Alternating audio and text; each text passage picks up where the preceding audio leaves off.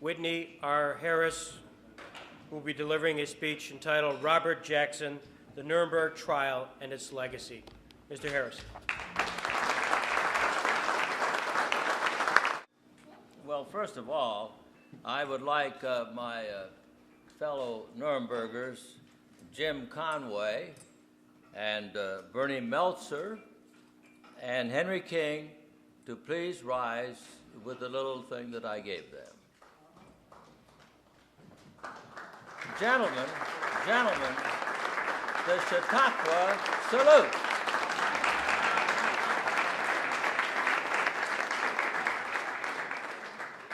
We, of course, are truly overwhelmed by the generosity that has been extended to us in this first, for me, the first visit to Jamestown, and this marvelous facility that Greg Peterson and all of you together have begun and certainly will soon complete. A true monument to Justice Jackson. Julia, Tom, Harold, members of the Jackson family, I know all of us are flattered that you came to this event, and I think that when Tom spoke of the Cathedral of Grand Ideas, he expressed the real contribution which Greg and Scott, John Barrett, and all those working on this program are building here to the memory of Justice Jackson. But it is not just in his memory that you're doing this. This is a service which will help the children that are coming forward realize the ideals and ambitions which Justice Jackson envisioned. They will take the place. They will build the peace for the future. And it is in that spirit, I think, that you are going forward with this magnificent undertaking. Truly, the four of us are flattered, absolutely flattered, to be invited for this beautiful occasion. And we truly thank you. And Greg, we thank you especially. And John, here's the man, a young man, articulate, brilliant. Well, I guess I could say it. Maybe there's the future Justice Jackson. I would like to thank everyone that has been so kind to us, but to do so, we go through every one of the tables. In an action unprecedented in the history of the Supreme Court of the United States, Associate Justice Robert H. Jackson took leave of the court pursuant to an executive order of May 8, 1945, to accept the appointment by President Harry Truman as the representative of the United States and as its chief of counsel in preparing and prosecuting charges of atrocities and war crimes against such of the leaders of the European Axis powers and their principal agents and accessories as the United States may agree with any of the United Nations to bring to trial before an international military tribunal. Thus began a period of agonizing effort and brilliant achievement that caused Justice Jackson to conclude his 1954 introduction to Tyranny on Trial with these words. His manuscript teaches me that the hard months at Nuremberg were well spent in the most important, enduring, and constructive work of my life. That is why you're building this marvelous center for Justice Jackson to represent what he did in his life. The Second World War began on September 1, 1939, when German armed forces, on the orders of Adolf Hitler, the Fuhrer of the Third Reich, smashed into Poland. It ended on May 8, 1945, with the unconditional surrender of Germany by Hitler's successor, Admiral Karl Dönitz. In this period of 5.5 years, 25 million soldiers and civilians were killed. Millions more were maimed and injured. 6 million Jews and other minorities were murdered or died in concentration and labor camps. Cities were bombed and burned, and property was destroyed in vast quantities. The staggering cost of Hitler's evil ambitions, supported and abetted by his allies and accomplices, cried out for retribution. On October 30, 1943, as we saw in the film, President Franklin Roosevelt, Prime Minister Winston Churchill, and Premier Joseph Stalin declared in the Moscow Declaration that German officers and men and members of the Nazi Party who were responsible for or took a consenting part in atrocities, massacres, or executions would be sent back to the countries in which their deeds had been committed in order that they might be judged and punished according to the laws of the liberated countries, and that others whose offenses had no particular geographical location would be punished by joint decision of the governments of the Allies. But no decision was reached as to whether such offenders would be punished by executive action or pursuant to the judicial process.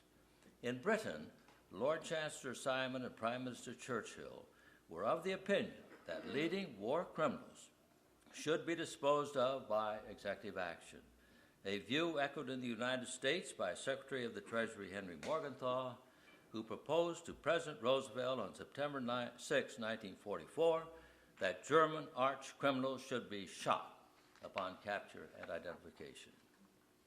Secretary of Morgenthau was opposed by Secretary of War Henry L. Stimson, who felt that leading Nazis should be brought to trial before an international military tribunal. Stimson's views ultimately prevailed in the United States. On January 22, 1945, a memorandum initialed by Stimson as Secretary of War, Edward R. Stettinius, Jr. as Secretary of State, and Francis Biddle as Attorney General, was presented to President Roosevelt as an aide-memoire in discussions on the punishment of Nazi war criminals at the forthcoming Yalta Conference in the Crimea.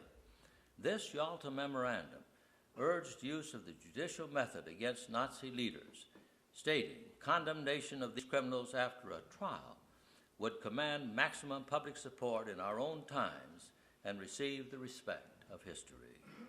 The use of the judicial method will, in addition, make available for all mankind to study in future years an authentic record of Nazi crimes and criminality.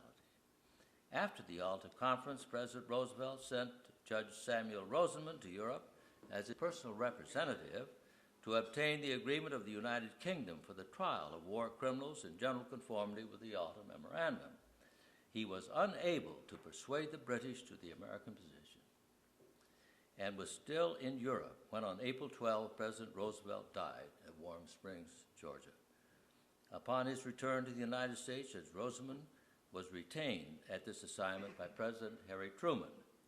On April 13, Associate Justice Robert H. Jackson delivered an address to the American Society of International Law in which he declared his personal support for the concept of a public trial of alleged war criminals, concluding with the following caveat: the ultimate principle is that you must put no man on trial under the form of judicial proceedings if you are not willing to see him freed, if not proved guilty. If you are determined to execute a man in any case, there is no occasion for a trial.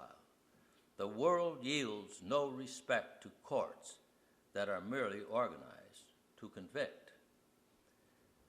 A few days after his speech to the American Society of International Law, Justice Jackson received a call from Judge Rosenman inquiring whether he would consider accepting the role of chief prosecutor for the United States in a trial of the leading Nazi war criminals.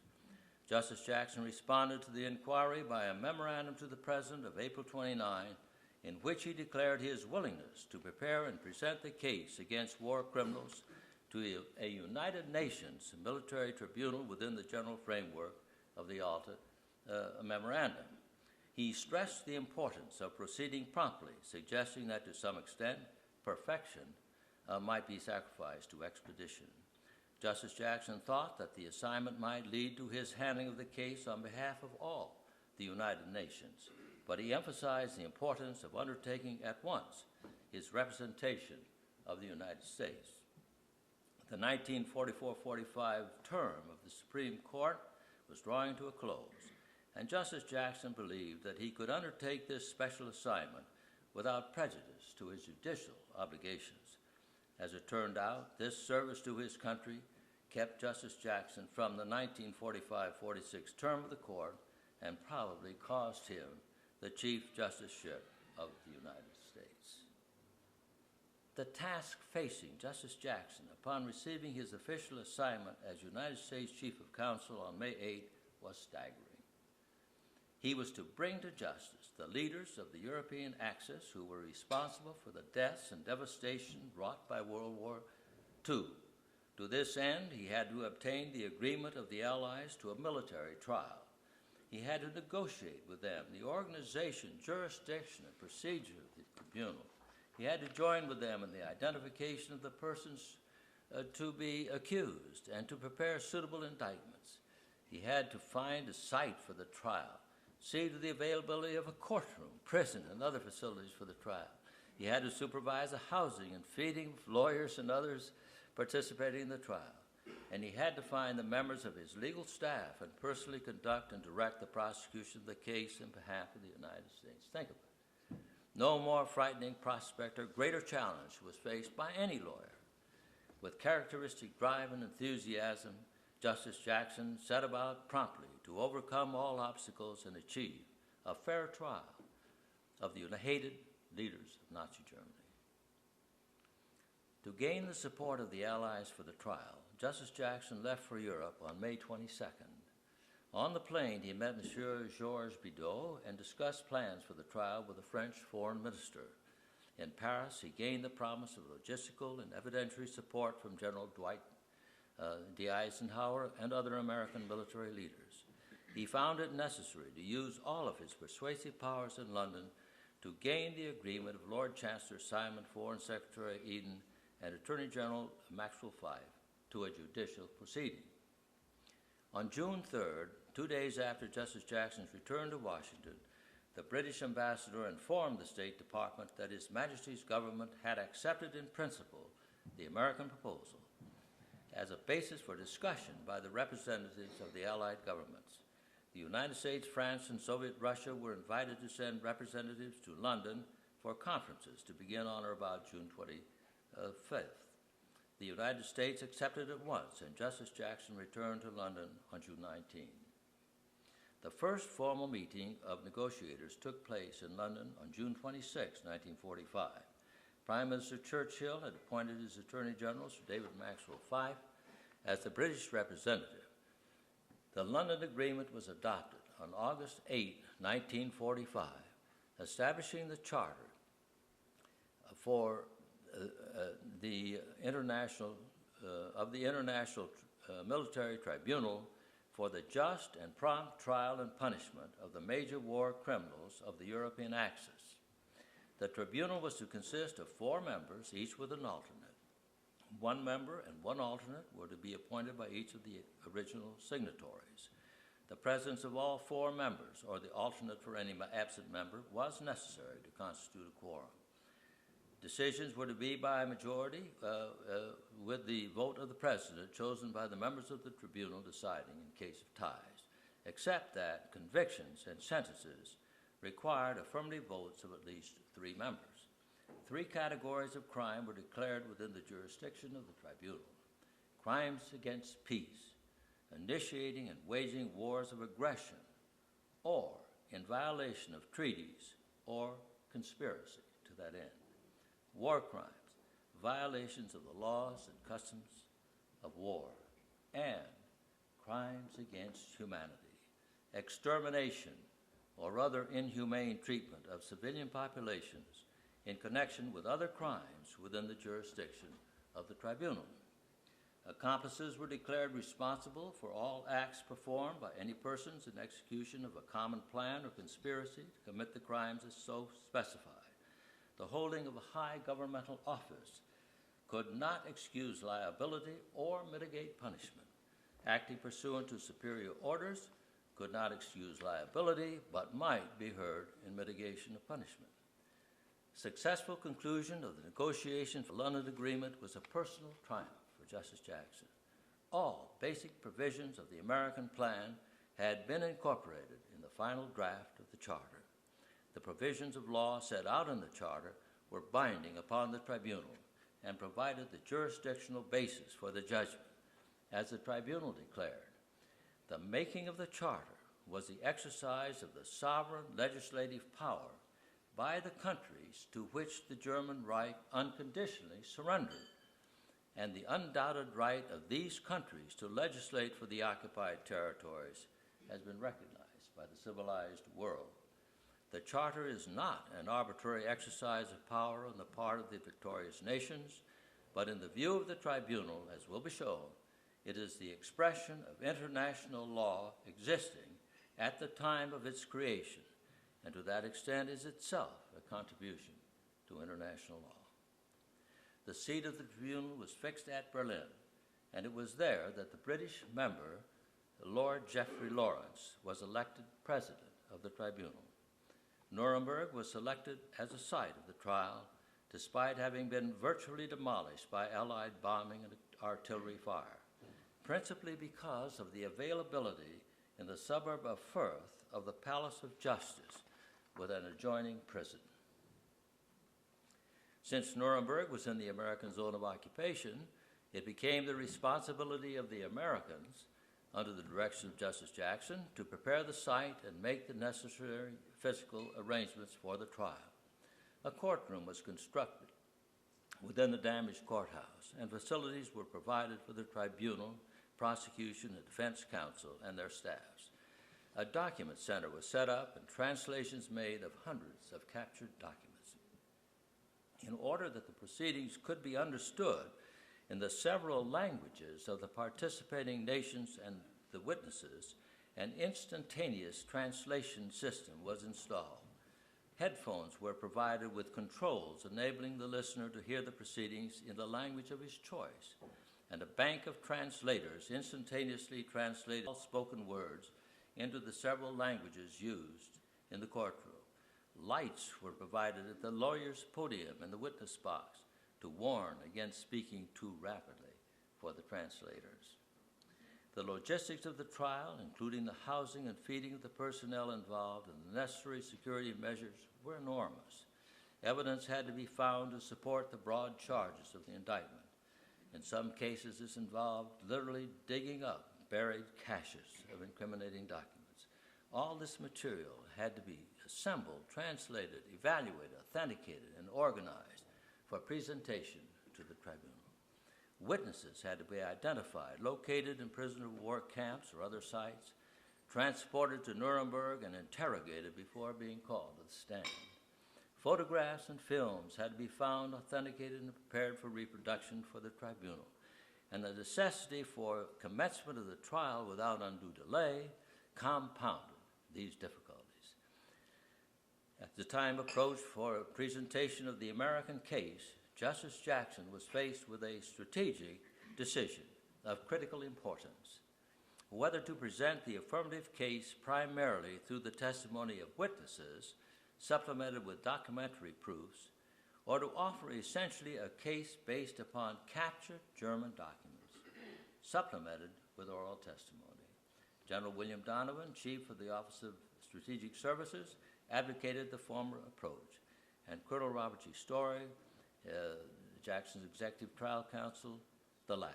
Justice Jackson decided that the record would better stand the test of history if every effort were made to prove Nazi crimes through captured Nazi documents. General Donovan withdrew from the case, and the trial staff concentrated upon the preparation of briefs based upon written evidence. Justice Jackson's decision was vindicated. The trial proceeded without significant delay after commencement on November 20, 1945. The documentary record established incontrovertibly the crimes of the Hitler regime. The indictment charged 24 leading Nazis with crimes set out in the Charter, including as count 1, a common plan or conspiracy to commit all such crimes. Proof of this count was committed to the American prosecution team. The trial began on November 20, 1945, with the reading of the indictment. The next morning, the 20 defendants then present in court entered pleas of not guilty. then followed by Justice Jackson, one of the greatest forensic achievements in legal history, the opening statement for the United States of America.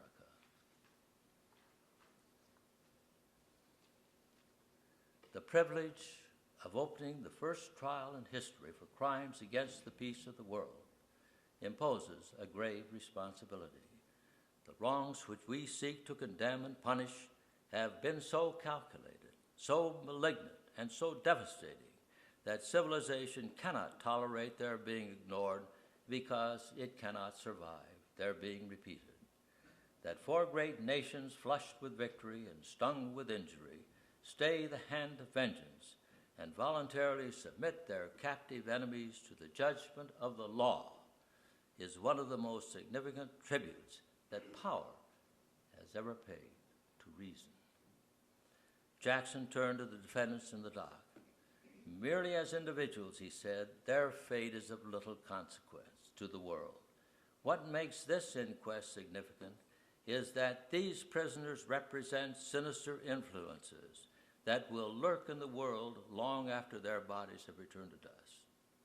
They are living symbols of racial hatreds, of terrorism and violence, and of the arrogance and cruelty of power. They are symbols of fierce nationalisms and of militarism, of intrigue and war-making, which have embroiled Europe generation after generation, crushing its manhood, destroying its homes, and impoverishing its life. They have so identified themselves with the philosophies they conceived and with the forces they directed that any tenderness to them is a victory and an encouragement to all the evils which are attached to their names. Civilization can afford no compromise with the social forces which would gain renewed strength if we deal ambiguously or indecisively with the men in whom those forces now precariously survive. He declared that what the defendants stood for would be patiently and temperately disclosed. We will give you undeniable proofs of incredible events. And he described the incalculable crimes of the Hitler regime, the fruits of the sinister forces that sit with these defendants in the prisoner's dock. Jackson acknowledged the question of credibility raised by the subservient status of the defendants. Unfortunately, he observed, the nature of these crimes is such that both prosecution and judgment must be by victor nations over vanquished foes. The worldwide scope of the aggressions carried out by these men has left but few real neutrals. Either the victors must judge the vanquished, or we must leave the defeated to judge themselves. After referring to the failure of the latter course at the end of World War I, he counseled, we must never forget that the record on which we judge these defendants today is the record on which history will judge us tomorrow.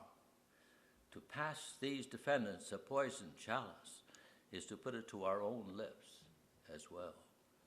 We must summon such detachment and intellectual integrity to our task that this trial will commend itself to posterity as fulfilling humanity's aspirations to do justice. Jackson observed that if these men are the first war leaders of a defeated nation to be prosecuted in the name of the law, they are also the first to be given a chance to plead for their lives in the name of the law. He conceded that they be given a presumption of innocence and that the prosecution must accept the burden of proving criminal acts and the responsibility of these defendants for their commission. And he added that the prosecution had no purpose to incriminate the whole German people.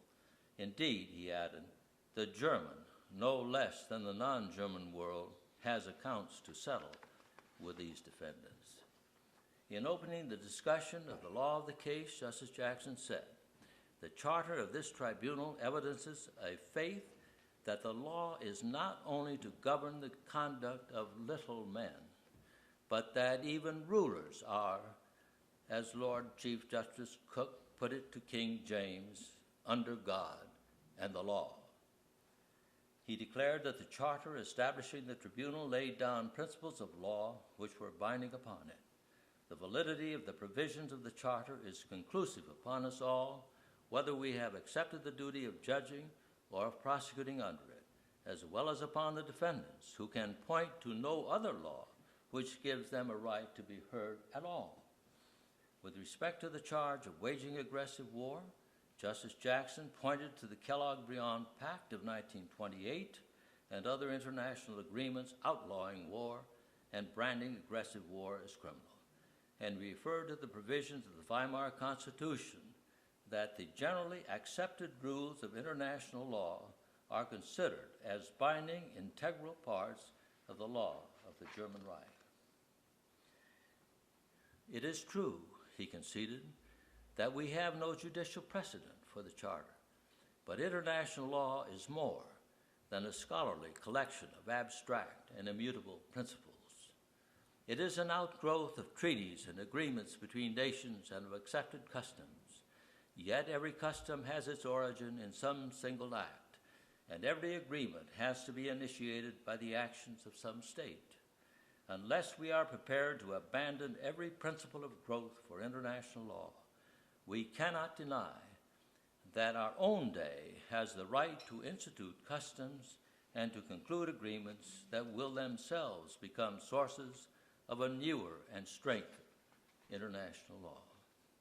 Justice Jackson recognized the inadequacy of juridical action alone to prevent future wars, but he nevertheless urged the importance of holding statesmen responsible to the law. And let me make clear, he added, that while this law is first applied against German aggressors, the law includes, and if it is to serve a useful purpose, it must condemn aggression by any other nations, including those which sit here now in judgment. This trial represents mankind's desperate effort to apply the discipline of the law to statesmen who have used their powers of state to attack the foundations of the world's peace and to commit aggressions against the rights of their neighbors. He concluded his address with this magnificent peroration. No charity can disguise the fact that the forces which these defendants represent, the forces that would advantage and delight in their acquittal, are the darkest and most sinister forces in society. Dictatorship and oppression, malevolence and passion, militarism and lawlessness. By their fruits we best know them. Their acts have bathed the world in blood and set civilization back a century. They have subjected their European neighbors to every outrage and torture, every spoliation and deprivation that insolence, cruelty, and greed could inflict. They have brought the German people to the lowest pitch of wretchedness, from which they can entertain no hope of early deliverance. They have stirred hatreds and incited domestic violence on every continent. These are the things that stand in the dock shoulder to shoulder with these prisoners. The real complaining party at your bar is civilization. In all our countries, it is still a struggling and imperfect thing. It does not plead that the United States or any other country has been blameless of the conditions which made the German people easy victims to the blandishments and intimidations of the Nazi conspirators. But it points to the dreadful sequence of aggressions and crimes I have recited. It points to the weariness of flesh, the exhaustion of resources, and the destructiveness of all that was beautiful or useful in so much of the world, and to greater potentialities for destruction the days to come. It is not necessary, among the ruins of this ancient and beautiful city, with untold members of its civilian inhabitants still buried in its rubble, to argue the proposition that to start or wage an aggressive war has the moral qualities of the worst of crimes. the refuge of the defendants can be only their hope that international law will lag so far behind the moral sense of mankind that conduct which is crime in the moral sense must be regarded as innocent in law. Civilization asks whether law is so laggard as to be utterly helpless to deal with crimes of this magnitude by criminals of this order of importance. It does not expect that you can make war impossible.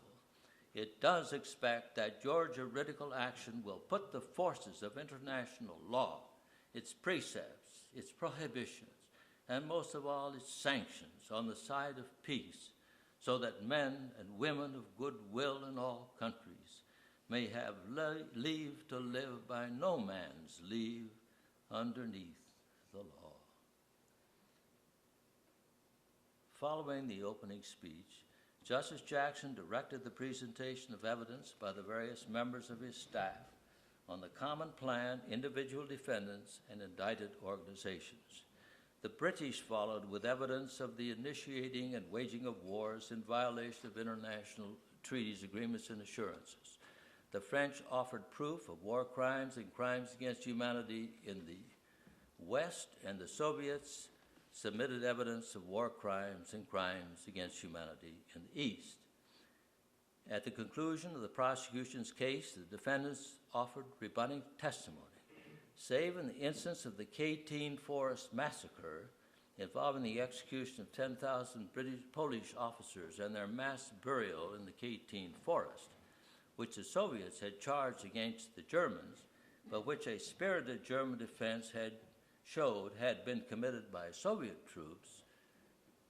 The defendants did not deny the major crimes charged against the Hitler regime. It would have been extremely difficult for them to mount any telling defense to these crimes because most of the evidence of their commission had been derived from captured German documents. For the most part, therefore, the defendants sought to dissociate themselves from the worst of the Nazi crimes, hoping that extenuating circumstances in their several cases would mitigate punishment. Hermann Wilhelm Goering sat in the first seat of the first row of the defendant's box. The tunic which he wore hung heavily about his body, for he had lost much weight after his capture. Drugs, which had become a ritual of his life, had been taken from him, and his mind had regained clarity. He, no longer a dilettante, he found again the audacity and cunning which had enabled him to rise to a position of highest authority in Germany, second only to the Führer himself. In his direct examination, Goering told of meeting Adolf Hitler in Munich in the days of the formation of the party, of his participation in the 1923 putsch, its failure, and his flight abroad. He described his return to Germany and reassociations with Hitler, becoming an early Nazi, a member of the Reichstag. He acknowledged the Führer principle in which authority emanates from the top and responsibility rises from below. He admitted his support of the consolidation of the dictatorship and his personal efforts to strengthen the movement, not for the love of power, he claimed, but for the greatness of Germany. He supported and took a leading role in the absorption of Austria, but he testified that he opposed the invasion of Russia. He ended his testimony defiantly.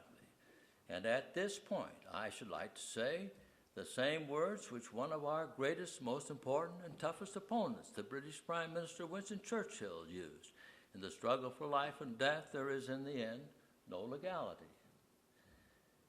In his speeches and examinations, Justice Jackson was assisted by an aide at the desk adjoining the prosecutor's podium. Normally, he was assisted by his secretary, Mrs. Elsie Douglas, or his son, Lieutenant William E. Jackson. For the cross-examination of Goering, however, Justice Jackson asked me to serve at his side, and I was at his side throughout the cross-examination, assisting him with files and documents as it progressed. Confrontation of the number 2 Nazi by the leading prosecutor for the Allies was an event eagerly anticipated by the press. apart from occasional bits of drama, as in the shattering testimony of Madame Valente Couturier describing her years at Auschwitz concentration camp, the trial had proceeded steadily under a mass of documents piling up evidence against the defendants.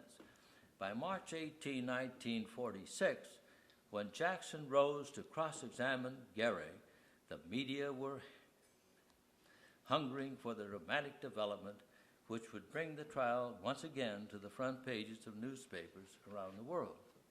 The cross-examination began as follows. Justice Jackson, you are perhaps aware that you are the only living man who can expound to us the true purposes of the Nazi Party and the inner workings of its leadership. Goering, I am perfectly aware of that.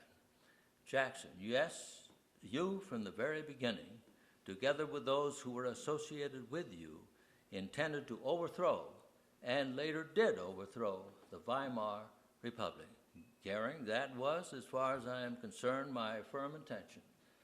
Jackson, and upon coming to power, you immediately abolished parliamentary government in Germany. Goering, we found it to be no longer necessary. From this premise, Justice Jackson took Goering through the whole process of the seizure of power in Germany by Hitler and his co-conspirators with the object of consolidating the dictatorship, waging war, and persecuting and annihilating the Jews of Europe. Goering admitted that he sought to drive Jews out of the German economy from the inception of the tyranny. He did not deny that he proclaimed the anti-Jewish decrees at Nuremberg in 1935, the 1936 law prescribing the death penalty for transferring property abroad, the 1938 law punishing those who sought to hide ownership of Jewish enterprises, the decree of 1939 limiting the power of the courts to handle penalties against Jews, and a 1939 decree providing for the registration of Jewish property and requiring that disposal of Jewish enterprises be subject to permission by the authorities. He said that in 1938 he signed a decree that Jews could no longer own stores and answered, yes, those are all parts of decrees for the elimination of Jewry from economic life. Justice Jackson then turned to Goering's role in the elimination of the lives of German Jews. Jackson confronted Goering with his order of July 31 to Heydrich, chief of the security police and SD, directing Heydrich to make all necessary preparations for bringing about a complete solution of the Jewish question in the German sphere of influence in Europe. Heydrich responded by sending special task forces of the Gestapo and SD into the occupied eastern territories, the Einsatzgruppen, with the mission of exterminating Jews in the field, while Himmler was ordering Rudolf Hirsch to establish the mass murder facility at Auschwitz, Poland. Extermination was the final solution of the Jewish question. When confronted with such evidence on cross-examination, Goering realized his fate and lost his arrogance. Justice Jackson commenced his final address to the tribunal with a warning and a prophecy. It is common to think of our own time as standing at the apex of civilization, from which the deficiencies of preceding ages may patronizingly be viewed in the light of what is assumed to be progress. The reality is that in the long perspective of history, the present century will not hold an admirable position unless its second half is to redeem its first. These 20 years in the 20th century will be recorded in the book of years as one of the most bloody of all annals. 2 world wars have left a legacy of dead, which number more than all the armies engaged in any war that made ancient or medieval history. No half-century ever witnessed slaughtered on such a scale, such cruelties and inhumanities, such wholesale deportations of peoples into slavery, such annihilation of minorities. The terror of Torquemada pales before the Nazi Inquisition. These deeds are the overshadowing historical facts by which generations to come will remember this decade. If we cannot eliminate the causes and prevent the repetition of these barbaric events, it is not an irresponsible prophecy to say that this 20th century may yet succeed in bringing the doom of civilization. Justice Jackson reminded the tribunal that as early as 1923 in Mein Kampf, Hitler had declared his intention to attack neighboring states and seize their lands to be won with the power of a triumphant sword.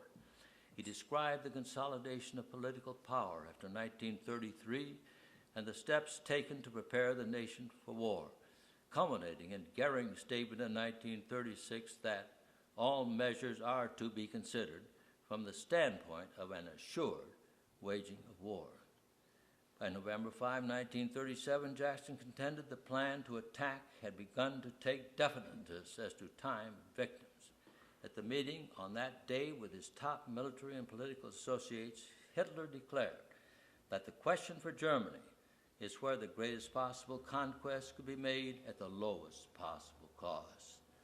Hitler discussed plans for the invasion of Austria and Czechoslovakia, stating that the objective was the acquisition of additional living space in Europe, and concluding that the German question can be solved only by way of force.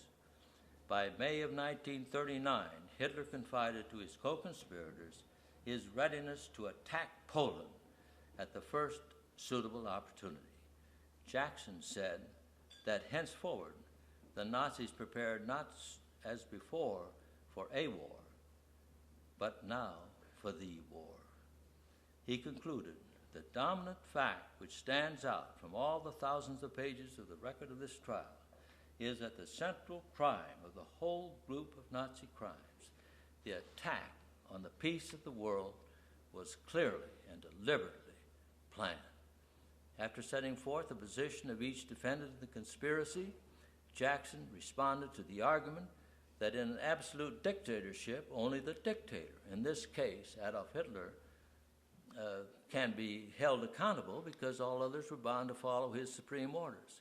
This contention, Jackson pointed out, overlooks the fact that it was the defendants who placed Hitler in his position of absolute power and who supported and abetted his moves as dictatorship.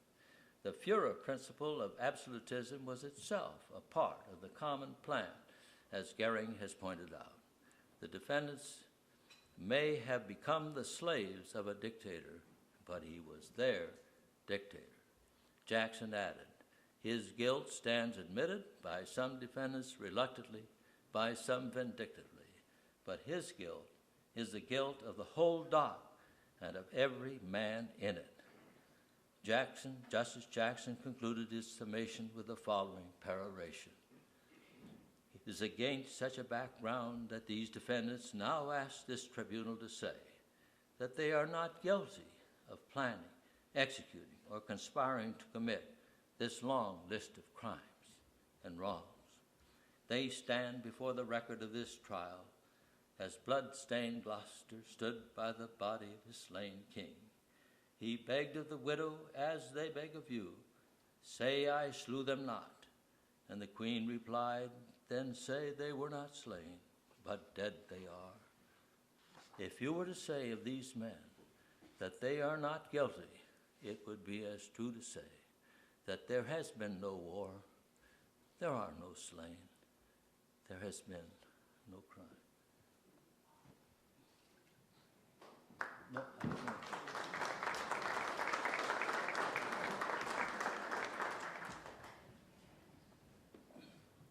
that was for Justice Jackson. On the afternoon of October 1, 1946, the International Military Tribunal convened in final session.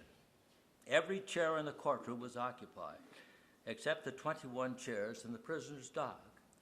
The 4 judges and their alternates sat on the bench. Defense counsel faced them across the room. To the left were the 4 tables of the prosecuting staffs. I sat at the American prosecution table with Justice Jackson and his executive trial counsels, Robert historian Tom Dodd. Behind us, members of the press and guests packed the visitors' gallery. The defendants were to be brought into the courtroom one at a time to hear the sentences pronounced against them. At 10 minutes before 3, the panel door in the back of the prisoner's dock slid silently open. The defendant, Herman Goering, stepped out of the elevator which had brought him from the ground floor where the defendants waited. Goering put on a set of headphones which had been handed to him by one of the white-helmeted American guards. The president of the tribunal began to speak. Goering signaled that he was unable to hear through the headphones, and there was an awkward delay while the technician sought to correct the difficulty. A new set of headphones was produced, and once again, Goering quietly awaited the words which were to decide his fate. Defendant Herman Wilhelm Goering, on the counts of the indictment on which you have been convicted, the International Military Tribunal sentences you to death by hanging. The number 2 Nazi turned on his heel and passed through the panel door into the waiting elevator. The door closed, and there was a hum of whispered voices in the courtroom as those present awaited the arrival of the next defendant, Rudolf Hess. Hess, who had flown his Messerschmitt to England in a futile effort to persuade the British to abandon the fight with Germany, was sentenced to imprisonment for life. The other defendants appeared in turn and received their sentences. 12, including Martin Bormann, who had been tried in absentia, and my defendant, Ernst Kaltenbrunner, received death sentences. 3, Hans Fritsche, Halmer Schacht, and Franz von Papen, were acquitted, and the remaining 7 received varying terms of imprisonment. After delivering the sentences, the tribunal adjourns and he died. I had been appointed by Justice Jackson as his personal representative at the executions and was present in the Palace of Justice on the fateful night of October 15, 1946. Shortly before midnight, the electrifying word was released that Goering had cheated the hangman by taking poison while lying ostensibly asleep upon his bed in his cell.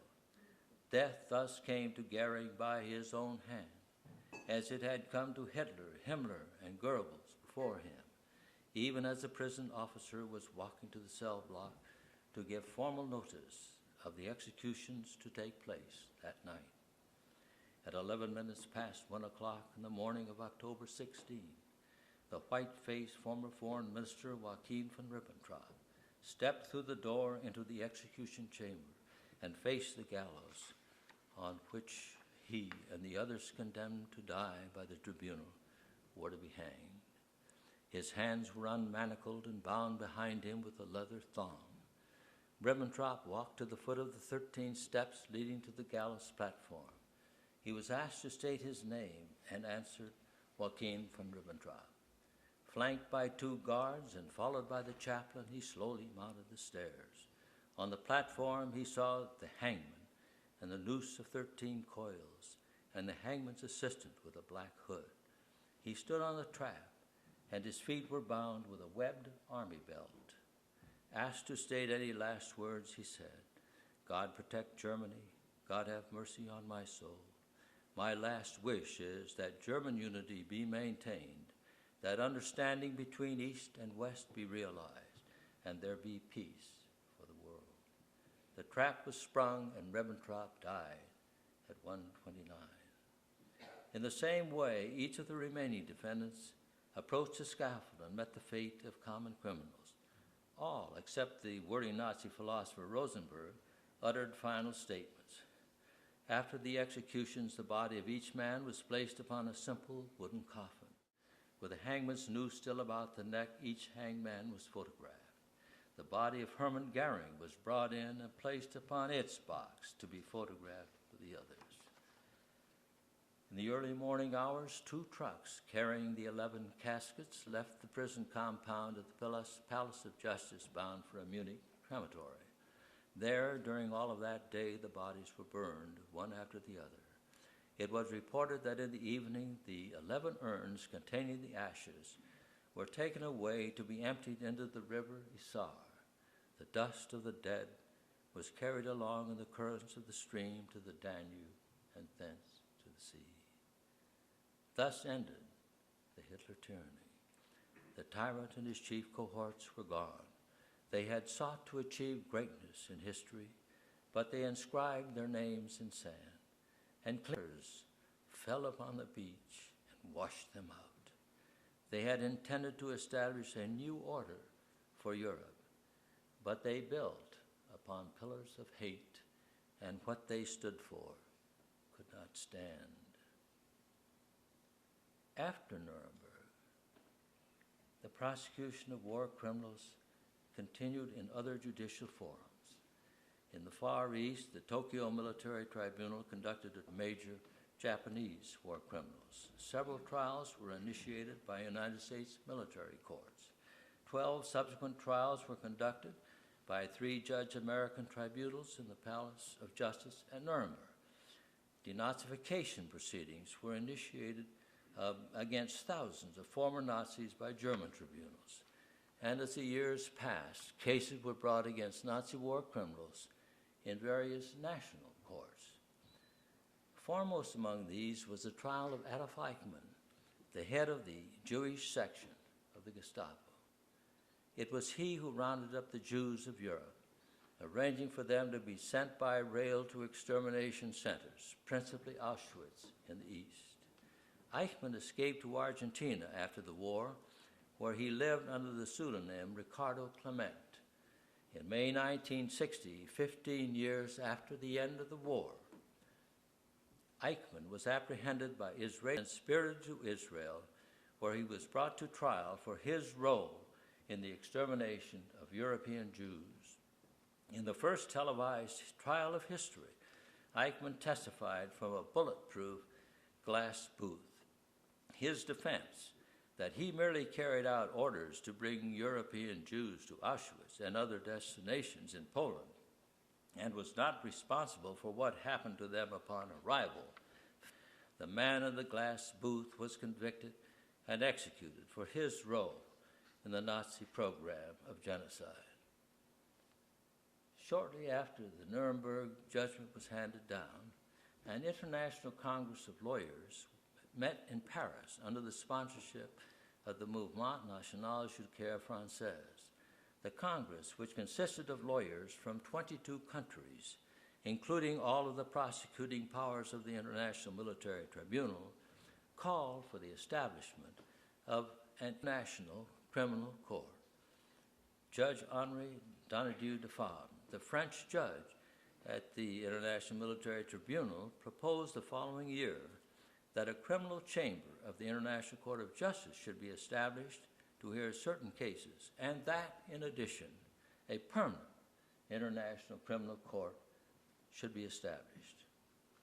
On the day it adopted the Genocide Convention, December 18, 1948, the General Assembly of the United Nations required the International Law Commission to undertake a study of a permanent international criminal court. Thus began a long period of international negotiations, culminating in a General Assembly resolution of December 17, 1996, calling for a diplomatic conference of plenipotentiaries to meet in 1998. The conference convened in Rome on June 15, 1998. Henry King and I participated as NGO. Deliberations concluded on the following July 17th with the adoption of the statute for the International Criminal Court by a vote of 120 in favor to 7 against, with 23 abstentions. The United States voted against the treaty, along with Iran, Yemen, Qatar, Libya, Israel, and China. Treaty process requires that a treaty first be signed and later ratified by the number of nations prescribed to make. Under the Rome Statute, nations were given until the end of 2000 to sign the treaty, subject to subsequent ratification. On December 31, at the last moment, President Clinton directed our chief negotiator at Rome, Ambassador David Sheffer, to sign the treaty on behalf of the United States. This has been done, and our participation will become effective if and when the signed treaty and is ratified by a 2/3 vote in the Senate. Israel likewise signed at the end of December 2000. The only non-signers of the Rome participants are Iran, Yemen, Qatar, Libya, and China. 60 nations must ratify the treaty before it becomes effective. 44 have ratified to date. On October 27, 2000, Germany, where Nazi leaders Justice Jackson prosecuted half a century ago, was the 23rd to ratify. I was present in the restored Reichstag building when the matter of ratification came before the Bundestag and was assigned a front row were present, including Chancellor Gerhard Schroeder.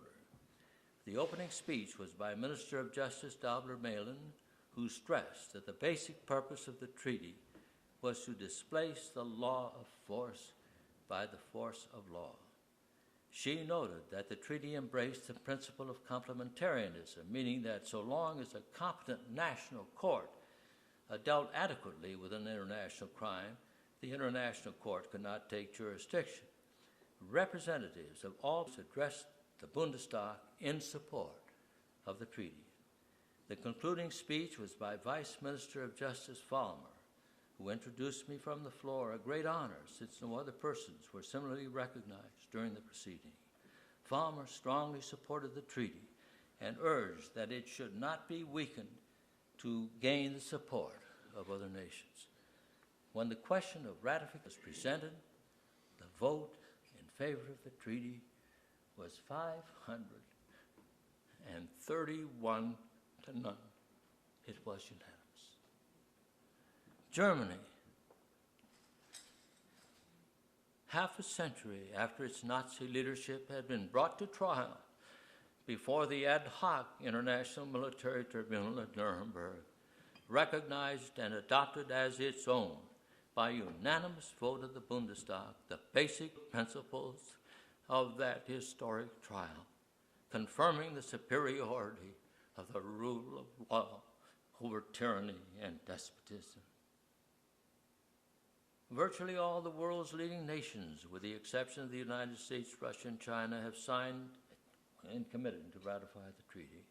In the United Kingdom, the bill was first introduced in the House of Lords, presented by Parliamentary Under-Secretary of State Baroness Scotland of Asthall, who declared, "My Lords, I cannot overstate the historic importance of the creation of the International Military Court."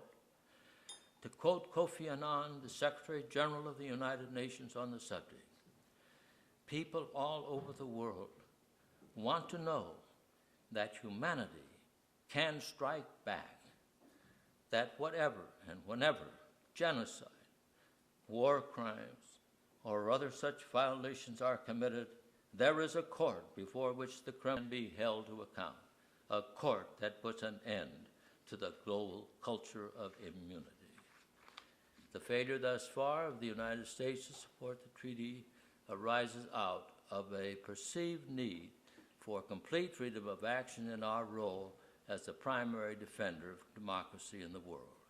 But the basic purpose of the treaty is to punish those guilty of committing war crimes against humanity, not to impede peacekeeping. Even if an overly zealous prosecutor sought to charge a peacekeeping force with commission of a war crime, he could not do so without the prior approval of the pretrial chamber of the court. Moreover, the Security Council has power to suspend an investigation or prosecution under Chapter 7 of the UN Charter. On September 11, 2001, America suffered destruction of property and massive murder of civilians by a terrorist group. This was not an act of aggressive war, since wars are fought between states, but it would be a crime under Article 7 of the Rome Statute, which defines a crime against humanity as any of the following acts when committed as part of a widespread attack directed against any civilian population. A, murder. Over 5,000 civilians were murdered by the World Trade Center terrorists. The victims were citizens of many nations. The United States has the right to bring the perpetrators of this crime to justice for the murder of Americans. If the International Criminal Court were functional, the criminals could be tried before that court for this horrendous crime, a crime not only against America, but against the civilized world. In Rome, in 1998 AD, the first statute for an international criminal court was enacted. It was the product of the efforts of many persons, beginning with the drafting of the Charter of the International Military Tribunal and the 1945-46 trial in Nuremberg, inspired leadership of Justice Robert H. Jackson. But 50 years is just an hour in mankind's struggle for justice. Revisions of the Rome Treaty must be considered after 7 years of trial with its law and procedures. 700 years may pass before mankind is able to eliminate war and terrorism in the world and establish a system of universal justice. Rome was the beginning. The end may never come. For like Rome, it's the struggle for peace, law, and justice in the world eternal.